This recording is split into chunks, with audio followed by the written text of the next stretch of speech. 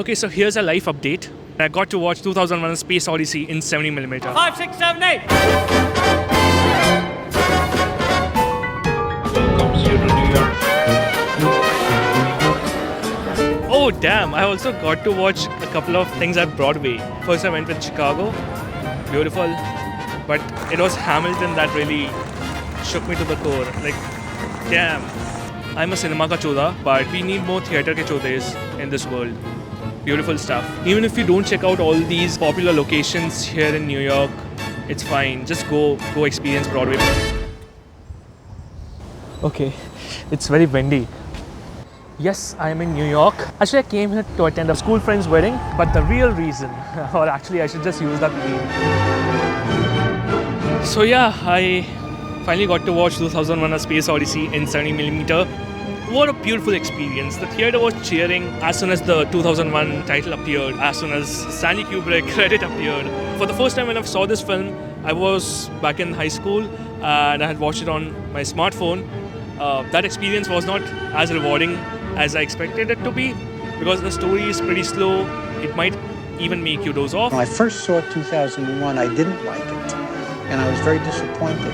But it was during the lockdown when I had rewatched it on my computer and I was like, what the fuck, this is a masterpiece, like absolute masterpiece. A couple of years later, I saw it again and I thought, gee, this is really a sensational movie. And it was one of the few times in my life that I realized that the artist was much ahead of me. I know, like a lot of you are just gonna watch this video for entertainment, for information. Most of you won't even give 2001 a shot. Even if you give it a shot, it won't wash over you. Regardless of that, I would still urge you to watch this film because it doesn't even matter if you understand the film or not. Like how Nolan ends up saying, don't try to understand it, feel it. 2001 is one of those rare instances where it doesn't need to be understood, it needs to be felt. And man, I felt so many things while watching this film.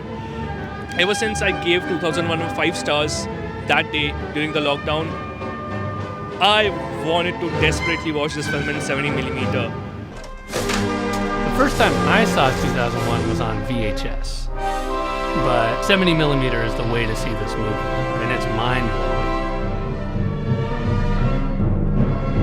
Incredible picture quality, incredible sound quality. I kind of feel embarrassed to just end up talking about picture quality and sound quality. The movie quality itself is so gargantuan.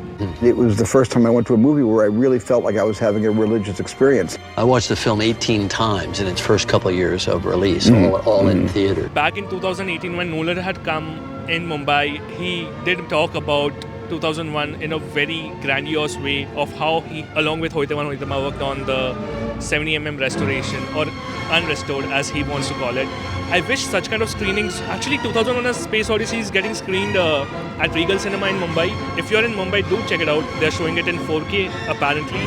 Regal Cinema is a beautiful cinema, very big screen and really good projection quality. That is where I watched The Wild Pier back in 2018 at Mami. Man, it was like one of my most cherished cinema going experiences for the longest time at Regal Cinema. If cinema is a religion, then visiting movie theaters is the pilgrimage we must take. Alright, right now I'm heading to watch one of the films of all time. Before even booking my flight tickets to New York, I booked a ticket to 2001 A Space Odyssey by Stanley Kubrick. Watching 2001 A Space Odyssey in 70mm was always on my list, and when I got to know that they're screening the film in New York, I was like, okay, fuck everything else. I'm just gonna book a flight ticket to New York, just gonna stay there for a couple of days, just watch the movie and immerse myself in this world. The $20 I spent on the movie ticket was totally worth it. Not even that, the flight ticket that I spent, the hotel stay I spent was totally worth it.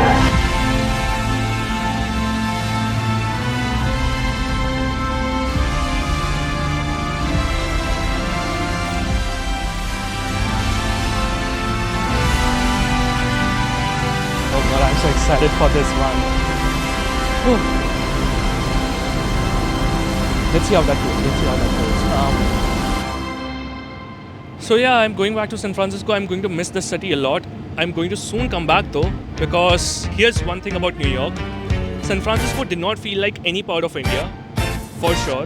Like San Francisco does not even give a vibe of Bangalore for that matter, even though Bangalore is a tech capital. But New York does resemble both Bangalore, Mumbai, and even Delhi. Like all the good parts of the city, like South Bombay, you will be able to spot South Bombay over here. Bangalore, HSR lanes over here in Brooklyn. Same goes for Delhi as well. Overall, my first impressions of New York have been that New York feels like home. Yeah. And San Francisco is just another level. I don't know what fuckery is happening over there. I'm still trying to soak that energy in. But yeah, New York feels like home.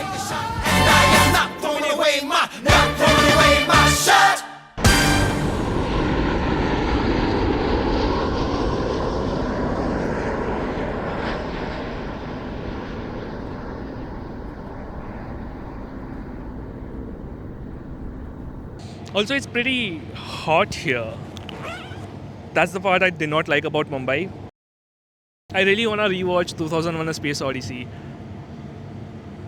It's the same kind of feeling I felt after finishing Interstellar for the 100th time, you know. It was looking like a 21st century film. It goes by the title 2001. It's a 21st century film. It was made in the 60s and it still is aging like a fine wine. And